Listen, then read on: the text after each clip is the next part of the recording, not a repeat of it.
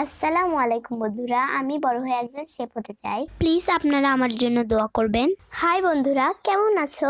আমি আমার first recipe start করছি। আমি প্রথমে নিয়ে নিচ্ছি ভাজা চিড়ে। এখন বলবো এই রেসিপির মূল রহস্য।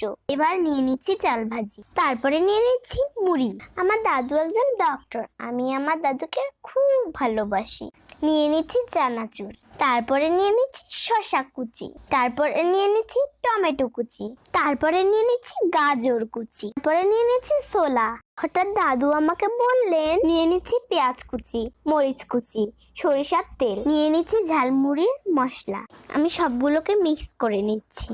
বাবারে, ঝাল লাগবে না তো আবার? শেফ তো আমাকে হতেই হবে। আমার দাদুর কাছে গ্যাসের সমস্যা রুগেও যাচ্ছে না, তাই আমি বানিয়ে ফেললাম গ্যাস তৈরির পারফেক্ট রেসিপি। বিসমিল্লাহির রহমানির রহিম। অসাধারণ হয়েছে। প্লিজ